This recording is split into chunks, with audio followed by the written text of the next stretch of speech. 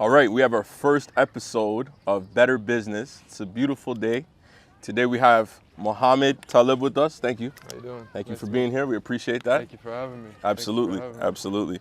So, I guess we want to kind of start off with a bit of your background. Okay. So let's start off with who are you? Sure. You know, what do you do, and then how did you get started on, obviously the book? Sure. So, Mohamad Taleb. I mean, you just mentioned that, but who I am, I've been a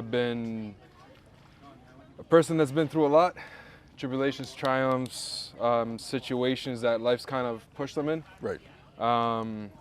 Career-wise, I'm an engineer, Right. by trade, but in the last couple of years, I've been working on bringing my story to life, and as of June 21st, I became an author. Nice. As a registered Canadian author. So Congrats, congrats. Yeah, thank you. So that's been great. What else? I've done it all. I've lived here. I've lived overseas. Where did you live overseas? I was in Lebanon. Nice. Yeah, Okay. yeah. So I did a stint 4 years in Lebanon. Wow. Okay. Went down in 2011, came back in 2015, I believe. Nice. So yeah, so it was that. While I was down there, I got a master's in engineering management. Nice. And then we came back here, and I've been back in good old Mississauga, Toronto since 2015. So it's been good. I was gonna say, where do you like better? You know what? As a vacation, I can go back and live there, no problem. But as a lifestyle, Mississauga, Toronto is the only place that really gives you exactly what you need. So Right. yeah, Absolutely. definitely home. So before we actually dive deep into the book, just give us a bit of a background as to why you started and why you wrote the book to begin with. Sure. So in 2011, the reason behind why the book actually started, and the reason behind the book actually came to life in around 2016. The reason behind the book is the situation that my family was put in 2011. So in 2011, we had lost, my parents lost their son, my little brother. I had lost my little brother. And it was on January 24, 2011. And Sorry to hear about that as well. it's okay. I mean, things play out in certain ways. And, that was really the start of everything for me. But I did not know it was going to lead to this. Right. All my life I've been accustomed to writing, whether it's poetry or songs. Me and my brother used to make music a lot, so we used to write songs all the time. But I did not think I would ever write a book. It wasn't until 2016 where I was out with a friend of mine, and this lady that I met, and she was on her way to becoming a motivational speaker and writing her own motivational kind of book. And we sat down and we chatted, and she just said, "Tell me your story. Tell me why, who you are today." And it was weird because before that, no one's really asked me. Right. No one really asked. Oh, of course, right. It's Exactly. more or less, how are you? Yeah. What you got going on, right? So I had told her about everything that's happened. She said, your story is inspiring. You should definitely tell someone about it. Right. So in 2016, I started writing this book. I wrote probably 60 to 70% of the first 4 chapters in the book. And it wasn't really until January or February of 2021 where I kind of revamped everything. Right.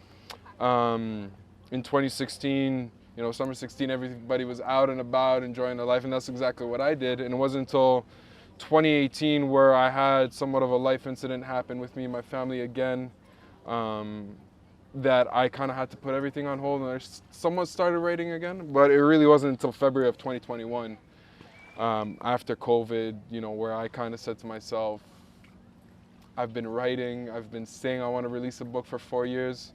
I think it's in more than enough time now, or right now is the perfect time to release it, especially with the mental health aspect of things, us guys not being able to speak out, not being able to talk about our anxiety, depression. So I think, it was just the perfect time to release it. And it just so happened that I was able to release it on June 21st of 2021, Right. which is my brother's birthday. And it kind of all symbolizes itself in a way and just fit the puzzle in a super weird way, but it was perfect. Right. Yeah. And just in regards to what you just said there, mental health. I mean, that's a major topic for everybody. You know, doing some background research on you, you've gone through quite a bit. So just talk to how you've been able to navigate through obviously some of the losses you've had, you know, family issues, but you've still been able to kind of persevere to do something like that. Can you talk to that too? Sure. It wasn't, you know, growing up as a man in our culture, you know, in the Lebanese culture, it's our parents or our fathers are very old school, right? Immigrants that came to this country that were told at a very young age, you gotta be quiet, you gotta hold it to your heart and not say anything. So that's kind of the mentality that was portrayed onto me and my brother growing up. So in 2011, it was after the accident, 14 days after the accident, I had to leave the country. Me and my mother left the country actually. And when we left the country, we were introduced to a Lebanese culture that I have not known before. Right. So when I was down there, I kind of went through the motions. I was just battling my own fight silently, right? Because I couldn't talk to my mom about it because my mom was battling her own fights. Absolutely. And my dad was in Canada. I had not seen my dad after the accident for around 6 or 7 months because he was here dealing with everything that he had to deal with. So while I was in Lebanon, I kind of had to, it was through trial and error. You know, you definitely end up talking to some of your friends, but you're so reserved because you lost your trust in society that you kind of keep it to yourself. And that's what I essentially did. While I was in Lebanon, I was at a university and I went to see a therapist. And that was my first kind of step into getting some help. I think it was my first or second session, and the therapist asked what my last name was. And I told him my last name, and it turns out he knew my family members. He knew my uncles. So I just stopped going to see him right away. So I didn't want anyone to know that, you know, this guy's weak or, you know, I was 21 years old. What 21-year-old knows how to move or what to go through? So it wasn't until literally November of 2020 where I was able to actually seek therapy. Nice.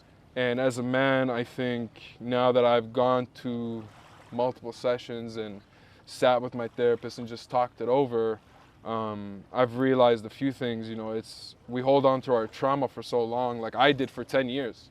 I held on to the trauma that was imposed on us in 2011 until just like literally June 21st of 2021. Right. I built unhealthy relationships, you know, across the board here or in the Middle East. I built anxiety, you know, depression.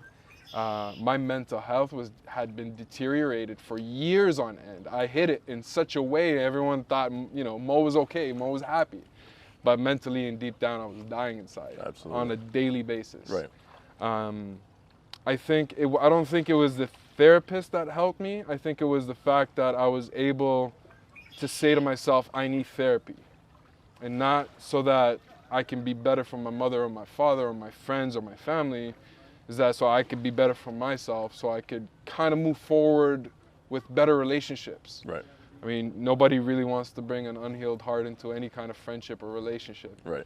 So it really wasn't until November of 2020 where I decided, you know, it's time for me to make some changes. And just if you were to give people advice, how important would you say therapy and getting that kind of thing out? Because obviously, like you said, being a man, I think of all cultures, for the most part, as men, you always have to be tough. You're not allowed to really be emotional.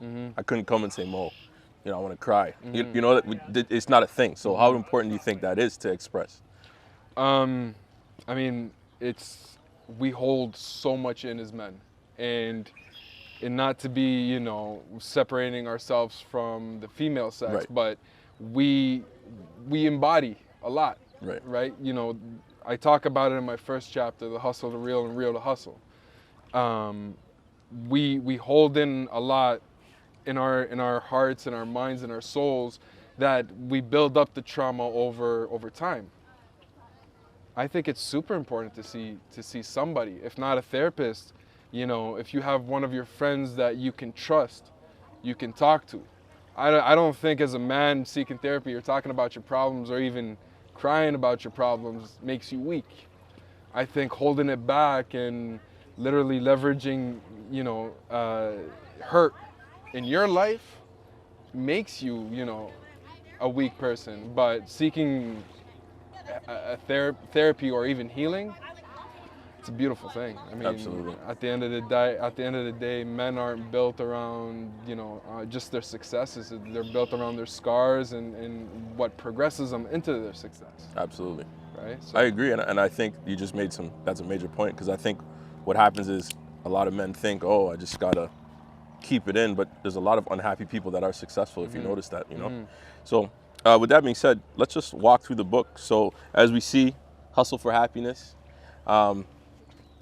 where did the inspiration start, and kind of just walk through the beginning of the book. So the inspiration, I realized what I was going through, and I realized I couldn't relate to anybody. Like, I had a friend of mine, a family friend of ours, that they lost their brother, but it was in a car accident. Right. Now, we may have had the same pain, but they didn't even understand my pain because I didn't understand theirs. So for me, it was super hard for me to relate to anything or even talk to my friends on a regular basis that really haven't had that loss in their life. Right? Not everybody appreciates a good time, but never really appreciates the time that they're living. Right. So for me, you know, witnessing, being upfront and personal and close about with death and losing a family member, I wanted to write from a super raw perspective and personal point, in hopes that whoever's reading it can relate to it and just say, okay, you know what, I'm not the only person that's going through this. Because when I went through it, I was alone. Like, I had nobody I could talk to, nobody I could relate to, and I just don't want that for the next guy, because, I mean, life is beautiful, but let's face it, it's full of terror and it's full of sadness too, right? So that was the perspective from it. It took me a while to write it. It definitely did. The title is Hustle for Happiness, A Decade's Walk. The title, I put the title together in 2016. Hustle, I've been hustling all my life, whether it's, you know, with business, with friendships, with being backed into a corner and just, you know, clawing my way out, or whatever it is. I've been always hustling. And I think as you know, as human beings, we're always hustling. Right. You know, hustle is just another word for manifestation, but you're actually prioritizing the work to put in. Exactly. The number 4 is a representation of me, my mom, my dad, and my brother. Nice. And happiness, I think we all chase happiness. Sometimes we don't attain it. But, I mean, you said it best, you know, you could have all the money in the world, but if you're not happy, you're not happy. Right. Right? So, A Decade's Walk came to me as a subtitle, I want to say in May of this year. You know, I kind of looked back and I said, you know, what have I been doing for the last decade? I've been walking. So, and I really wanted someone to walk with me through the last decade. Absolutely. So that was that. The chapters, they're all based on emotions. They're all the titles of the chapters, basically what I felt at that exact moment, what I wanted to write about, and I titled it that way. Okay. Right. So the actual flow of the book, how did you structure the flow of the book in terms of like chapter 1, chapter 2, and then what you spoke about? Sure. Okay, so the chapters kind of, the structure fell into its own little place, right? So the book, how I write the book is what I was feeling at the moment. Okay. So the first chapter is Hustle to Real and Real to Hustle. The second one is You Are Beautiful. Third one is Risk. And it's so on and so forth. So it was all about what was happening during that or that period of time in my life. That's what I wrote about. So if I was going through heartbreak, you'll hear it, you'll see it. I was going through heartbreak, and you'll hear it through the words, right? And so I kind of did it that way. One thing that I did different with this book that I was surprised worked out to my benefit was, at the end of each chapter, there's a page called Exit Thoughts. So I write the chapter, and the chapter is like, I'll write about a personal incident of mine, I'll write about what I learned from it, what I decided, what I got out of it, how you could implement it into your life, the lesson, and then I just keep reoccurring that during the chapter. The exit thoughts are just my thoughts on the chapter. Okay. Just like a little summary page, just going back on it, speaking like super raw and personal. If you read it, you feel like as if we're having a conversation. Right. And that's the whole point of the book, is a conversation that I want to have with whoever's reading. Right. And that's good, because I think sometimes, people read a book and they're like, oh, the structure doesn't necessarily fit them in that specific moment. But like you said, if it feels like more of a conversation, like, oh, this is something I can relate to, I think that's really good. Yeah, I didn't want to base it on any ideologies. I mean, I did read books along the way. Right. But this one, I didn't want to put any ideologies. I didn't want to put any quotes from any artist or any, philosopher or whatever. I just, listen, I'm a guy. I'm 31 years old now, but in the last 10 years, I've been through some things, and I want you to feel as if, we're talking person to person about it. Right, right. So, being an author, what would you say now in terms of writing your first book? Is this something that you want to continue doing? Or is it like, this is what I wanted to do for this specific moment of my life? Or is this something you want to continue to do?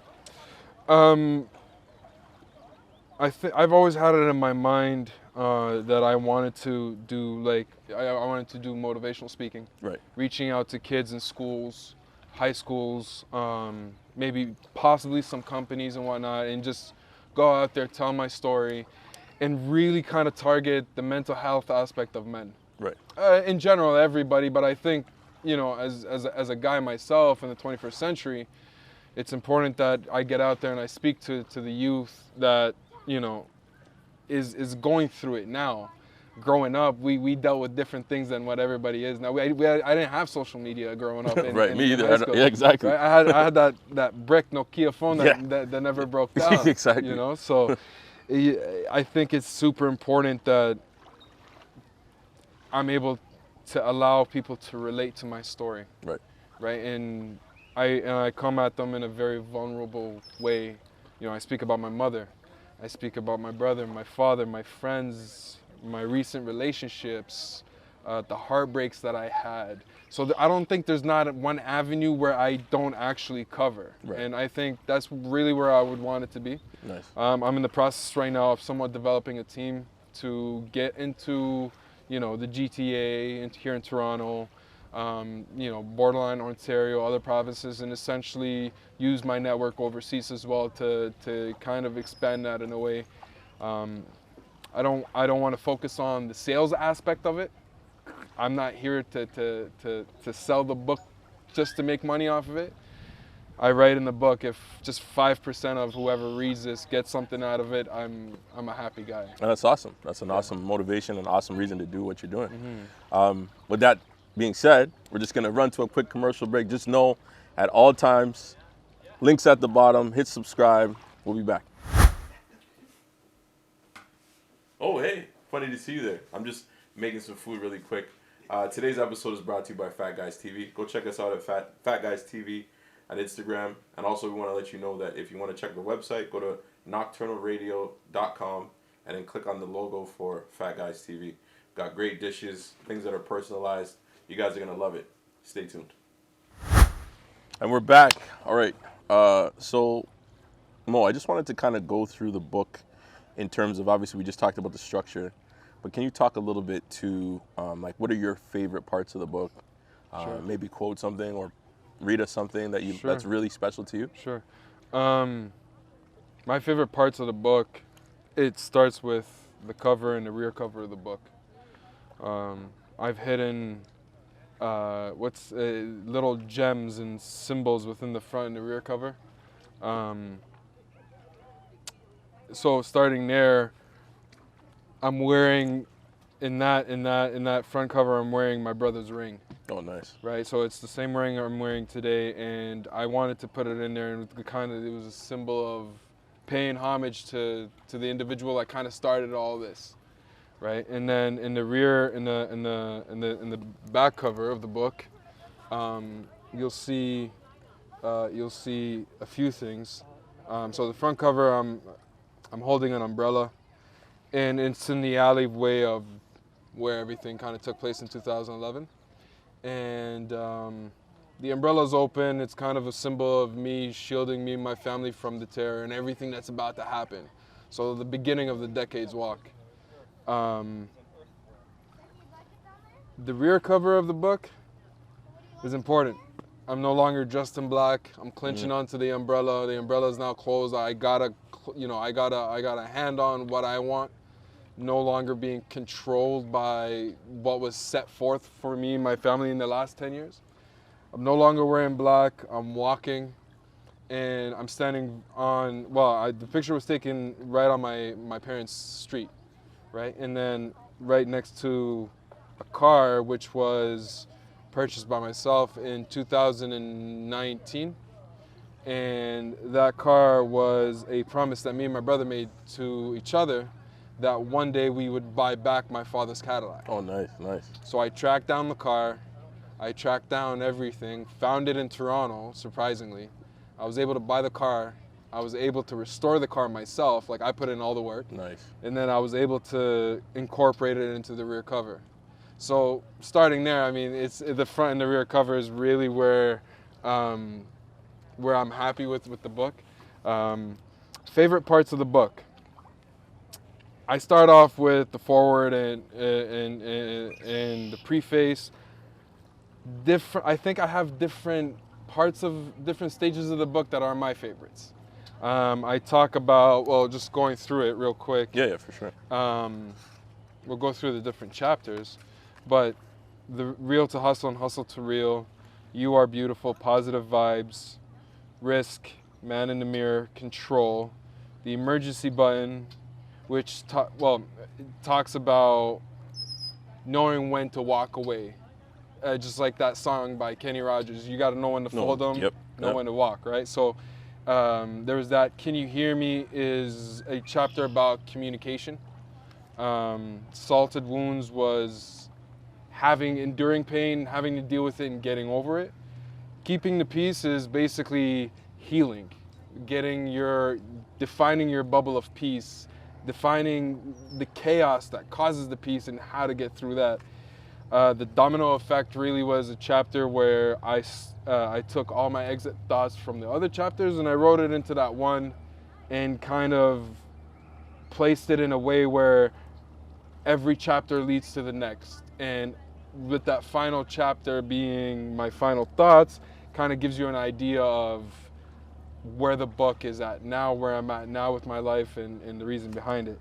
I think some of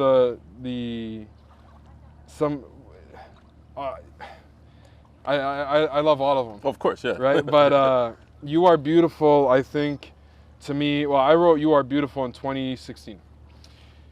And I think You Are Beautiful, the chapter You Are Beautiful is so important because it focuses on the fact that we're so unique, right? We have traits, we have our personalities, our disorders, our flaws, our imperfections, that if we really take a step back and look at them, they really are our perfections.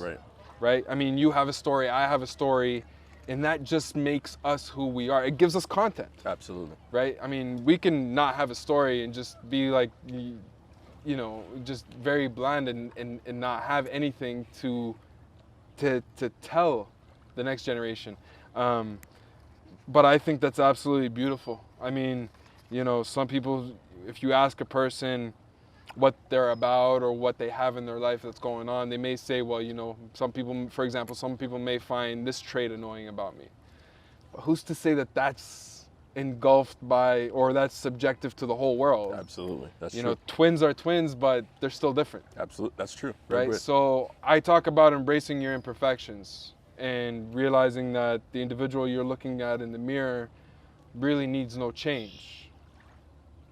You are beautiful as you are. As you are beautiful. Nothing needs to change you. Now, if you need to hustle and you need to change your reality, then great, do that. And if you believe in change and you want to change, then go ahead and do that. But I don't believe in conformity in order to suppress who you are, to allow access to others in your life. I don't believe in that. I think we all have true colors. We're all beautiful in the way, shape, or form that we come in. And not to cut you off there, but just in terms of how does one become confident enough to be able to do what you just said? So, and able to say, you know what, I'm not going to conform to this group, and I'm going to be myself. Like, how do people in your opinion, like, what do you think people need to do to be at that space? I think it's important that we give ourselves a few things. One of them is time, right? We need to learn to allow ourselves to grow into who we need to be. I don't think just, tomorrow we wake up and you're like, this is who I am. I think your day-to-day aspects and your activities and what you've been through or what you're going to go through or what you're going through right now determine who you end up as. Right. The other thing is you got to be merciful towards yourself. You got to be patient. You have to allow yourself the forgiveness. You need to forgive yourself in order for yourself to learn. I mean, we're hard on ourselves. For me, I'm a perfectionist. I'm super OCD. Right. So when I screw up, I'm hard on myself. Like I remember, and I talk about this in my book, this woman I was dating, she always used to tell me, you're so hard on yourself.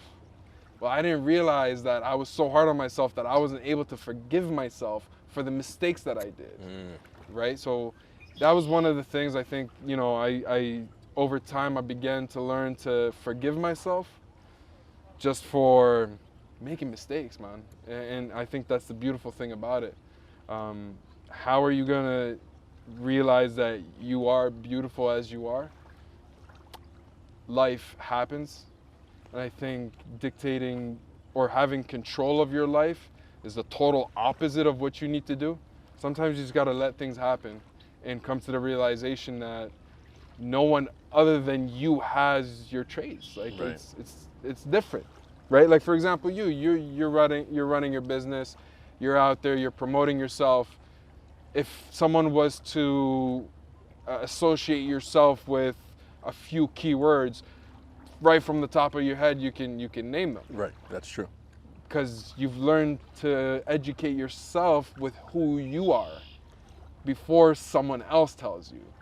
So when you walk into a room, for example, you realize you're essentially branding yourself. And this is my brand, and this is who I am, and this is what I entail. Now, this is what it is. One of the things I write about in the chapter is taking a look at our idols. And if we really sit back and take a look at what's worked for others, for example, I write about Michael Jackson or, one of our guys from here in Toronto, Drake. If we sit back and we just take a look at what they did nothing short, or they didn't act of anything other than themselves. That's true. They brought their style of music into the scenery. They brought their style of clothing into the scenery. They brought their style of talk into the scenery. What we did is we realized, okay, this works for them or whatever, so we're going to embrace it too. So essentially, our idols that have brought so many followers and we look at them as leaders, they have this trait. And I promise you, I don't think anybody walks into a room super confident. Right. I think that buildup is a risk that you have to take on yourself. So that's really kind of that whole topic of as you are beautiful. No, that's good. I like that. That's really good. Because I think, like you said there, in terms of finding yourself, I mean, especially now during a pandemic, people are coming out, they've been inside. Now coming back into a place that, let's face it, the world's changing, right? So I think more people are starting to become comfortable with just being themselves without having to feel fearful about what are people going to think if I say this or they don't agree. Very true. Very true. And I think it's super important now that we're leaving this lockdown of a pandemic, that everyone's kind of coming out and realizing that, they are who they are, right? I mean, they've been locked down so much that they've learned themselves during the lockdown, and they've learned their significant others as well, right? Especially think about it, all the time that you've had to sit and reflect. It's like the things that you thought really mattered, do they really matter? Exactly. Exactly. I think that's what people are really realizing now. Exactly. So that's actually really good in the book in terms of that chapter that you went over that. So just talk to us about the process of writing a book, from how you go from the idea to putting it on paper to getting it into a book. I did not think there was anything. I've heard of the term writer's block, but I did not think it existed Right. until one night in the last couple of months where it took me 6 hours to write one page. Wow. And so the process of writing a book is you got to have a reason you're writing a book. You know, I mean, it's great to tell your story, but what's the main reason you're writing a book? Is it that you want to convey a image? Is it you want to structure this book to be your stepping stone into a business? Is it you want to help? Is it a fictional, non-fictional story? So I think that's the main point that you, like, if an individual is going to write a book, they need to start there. Mind you, I'm no expert, but I've done it, so I can tell you what I've done that works for me. I started writing, and my process was that I'm going to write from a super authentic place. I'm not gonna listen to nobody. One of the things that I wanted to do is I didn't want to tell anybody I was writing, and I didn't want outside voices. I didn't want to hear opinions, because that was gonna sway what I wrote. Absolutely. I didn't want that. I wanted to write what I thought was proper, what I thought would work, and most importantly, I wanted to write me, because I think it's important that you get to know me through my book. Right. So I started writing in 2016. I stopped for a few years, and then in January of 2021, I had gone through somewhat of a breakup with an individual that I was in a relationship with, and prior to that, in the last couple of months of 2020, I kind of said to myself, I'm gonna start writing this book again. I was living on my own at the time, right? And sitting at home, working from home, and being alone, it gets quiet really quick. Absolutely.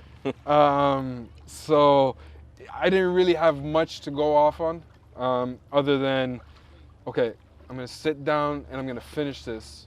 I don't want the pandemic to pass without fulfilling my promise to my brother. You know, it's, what have I done the last 2 years in the pandemic? I'd done nothing. At one point I was up to around 245 pounds. I had gained extra 50 pounds. Wow. I wasn't healthy. Mentally, I was destroyed. So I started writing again in February. And I reached out to a few individuals that had written books or self-published in a way. I got no responses from them. So I really was on my own. I did my own research. And so to get back to your question, sorry. I finished writing the book in May, I want to say April. And I had the book edited by a family friend here in Mississauga. And she edited, I want to say, around 60% of the book. But at the same time, I was going to get it edited again. So May 1st, the manuscript, which is the interior of the book and the wording, was sent to an editorial press in New York. So the process is you write, you structure out your writing, you find your reasons, structure out your writing, you write, you send off to the editorial press. Once it was sent off to the editorial press May 1st, the revisions began. So the lady started revising the book. The first revision came back to me, and it went from around, I believe, 270 pages to around 60. Oh, wow. I rejected that revision right away. Right. Because the way that they did it was they had summarized their book in their own fashion for a way that they thought it would work. Rejected it right away. It was almost to the point where I was like, I'm gonna go work with another editor, because I didn't want that. Right. I wanted it my way. Exactly. I wanted it authentic. So we went through different revisions, 3 or 4 different revisions. The book was finalized June 1st, and then I had the final copy on June 1st. Mind you, I was on a tight deadline, as I had to release the book on June 21st.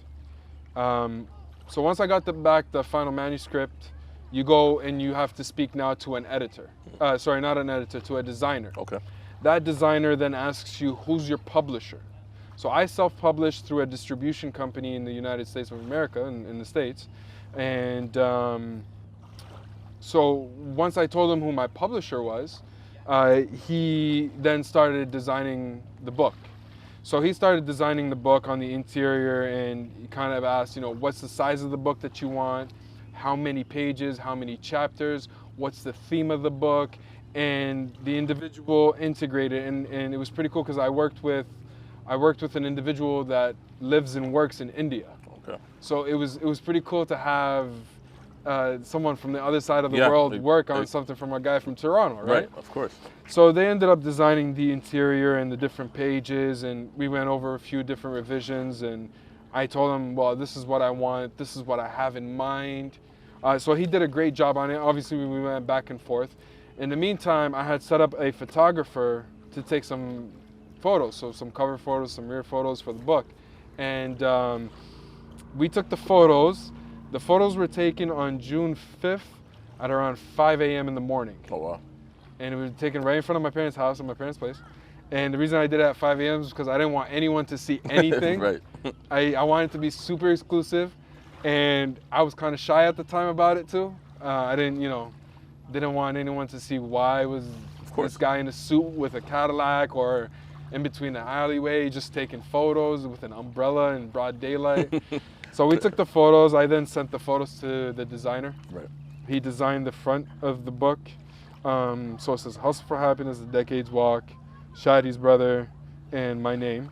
He then designed the binding section of it, which also has the name and the title of the book. And then he designed the rear cover of it.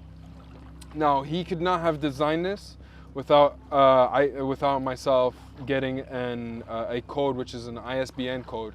I forget what it stands for. I think it's an international standards. We could Google that. Exactly. Yeah. There you go. Yeah. So the beautiful thing about living in Canada is that if you want to become an author, the Canadian government registers you, but before they register you, they give you free ISBNs. Okay. Where in the States you have to pay for, and each ISBN is around $200. Wow.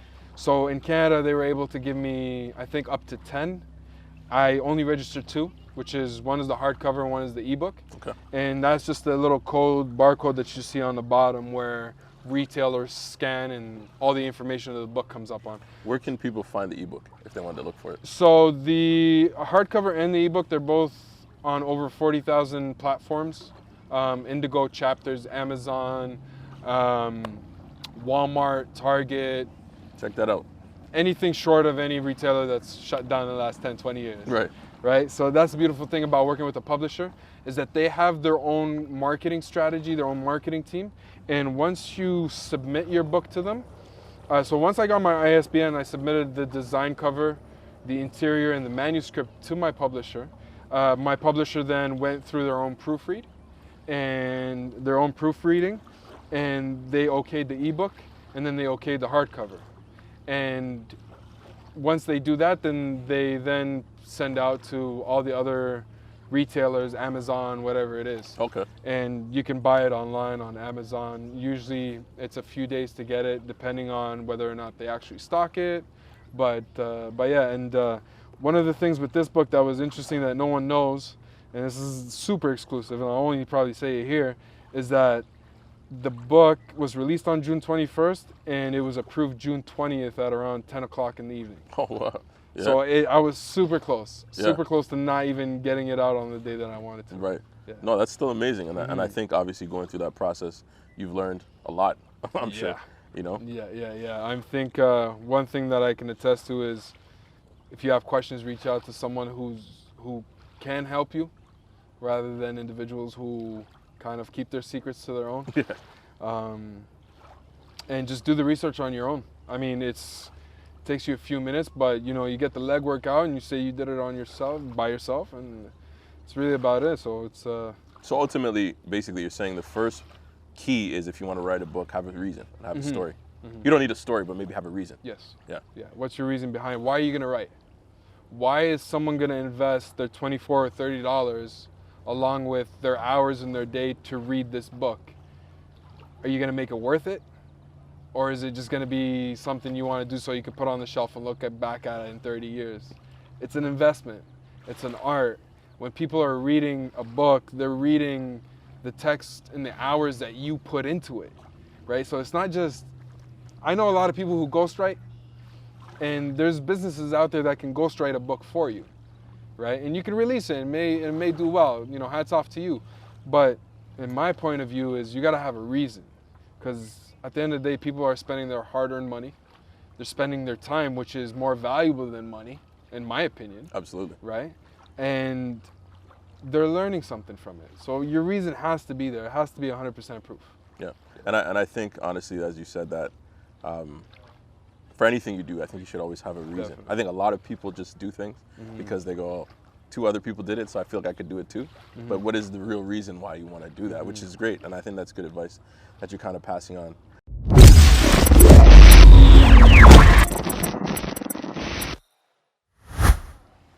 All right. So Mo, thanks again, man, just for being here. Lots of insight, lots of information you've kind of given us today. So just in the final parts of the book, you've talked to obviously your favorite parts and, you know, what means the most to you in terms of the covering and the back, you know. Talk to us about the ending of the book as you start to get to the end and the closing of it, closing chapters. Sure.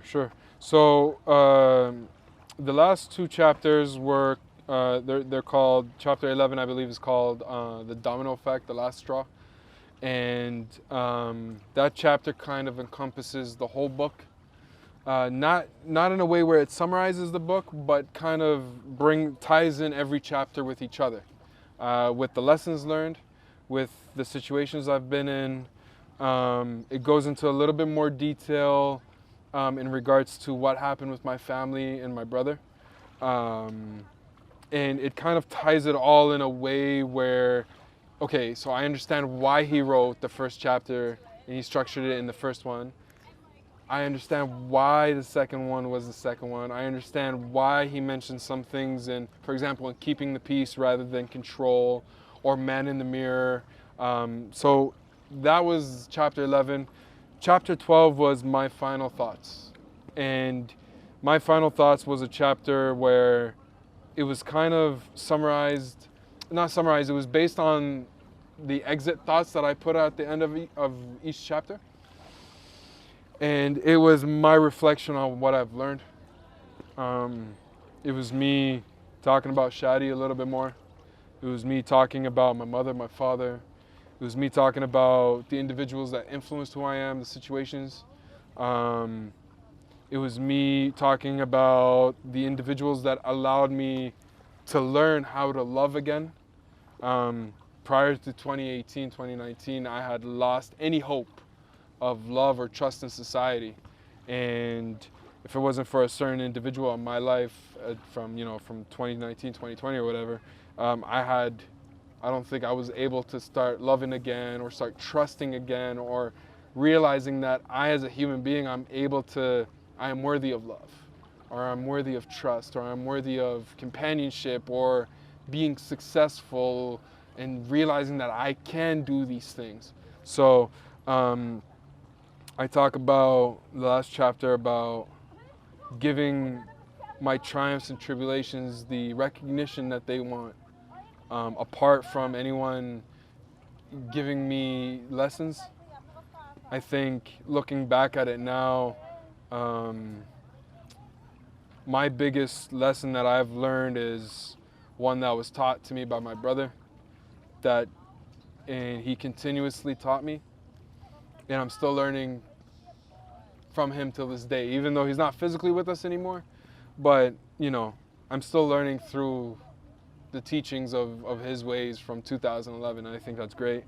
I end off the book with a dedication page, and that dedication page is to Shadi, and it states, "Thank you for teaching me the greatest lesson of life, and it's love." So that's how I end off this book. No, that's amazing, man. And I think, again, just the way you've kind of structured that and then going to the closing, giving that kind of recognition to your brother, and that's kind of the motivation of the book. I think that's amazing. It's really powerful as well. Thank you. I'm sure tons of people can learn, and obviously go and check it out. So just plugging that in, where could we go and get the book? And are you going to do anything in terms of touring? Can people look for you anywhere? That sort of thing. So right now, you want to contact me, I'm on Instagram. I use... What's your Instagram? So my Instagram is the same moniker that I used when I had to leave the country at one point. So it's Mr. Frank G. You can find me there. That's not changing. There's reason behind it. There's Right. reason behind the name that doesn't belong to Mo Taleb. Right. But I'm gonna keep that there because there's a reason, there's a story behind that, and it falls into 2011 as well. You can find the book on, easiest source right now is Amazon. Okay. The ebook is on Amazon. I believe it's $19.99. The hardcover ranges between $30 to $40, $50. And in the U.S., it's also Amazon US, Germany, Australia. Any Amazon store in the world you can find it on. It's also available at your local chapters Indigo, Okay.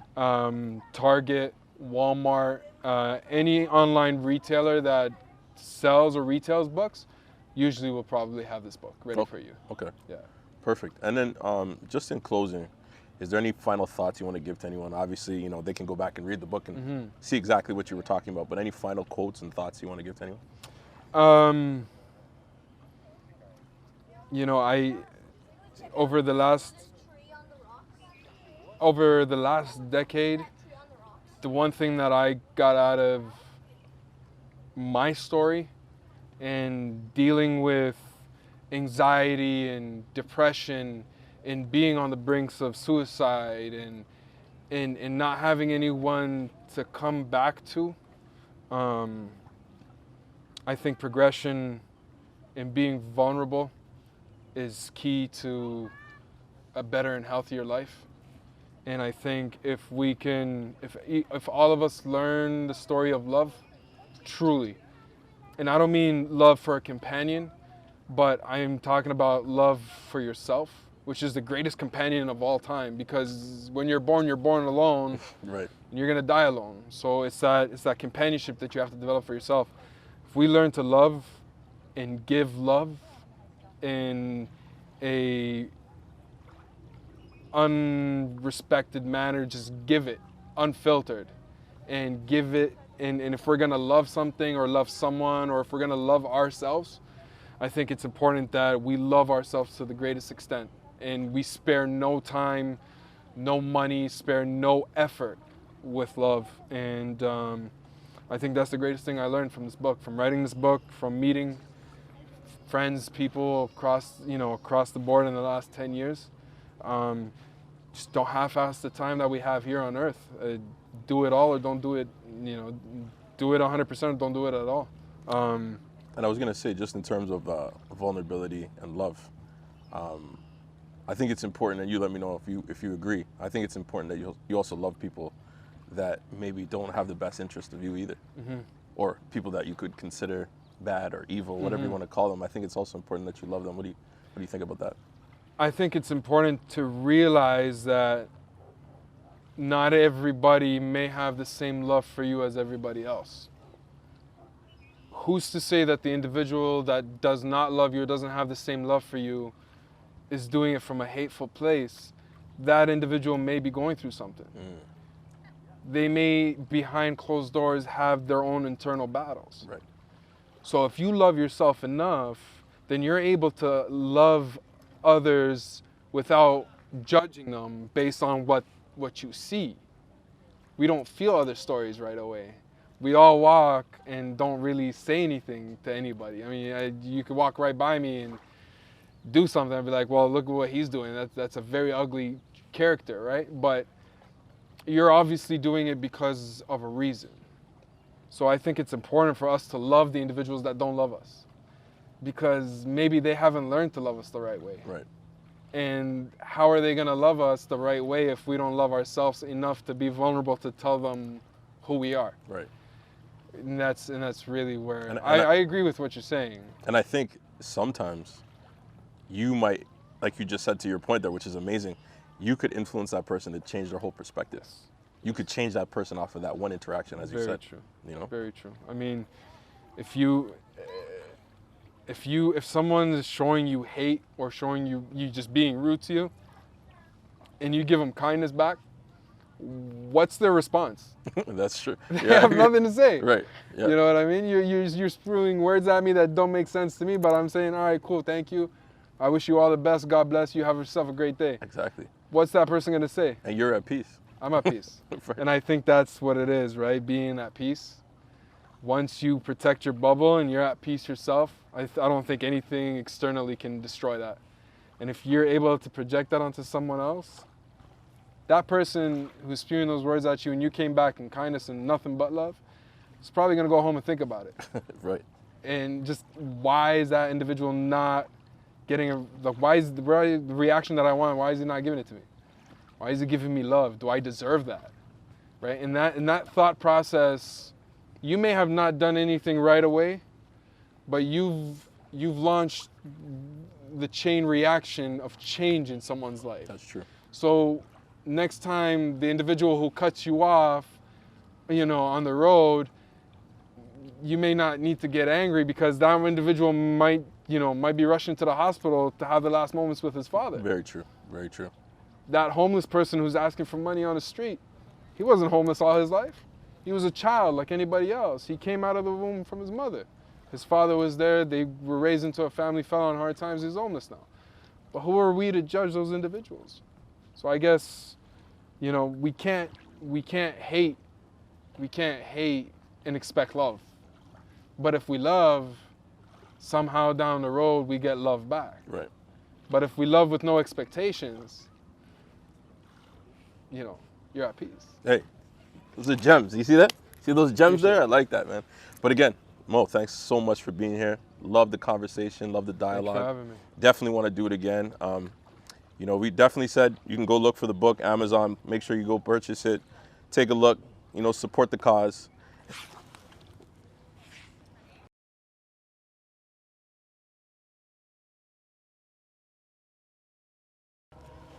And with that being said, Mo, we'll definitely try to follow your process and your steps, and maybe we can do this again. For sure. I'm more than happy to see you guys again. All right, man. Thanks a lot. Appreciate it, guys. Thank you. Appreciate it. Thank you. Everybody go check again, Nokturnal TV, YouTube. Go to the Instagram, Nocturnal_Inc. And just subscribe, share. Please. Thanks a lot. This is Better Business. Thanks.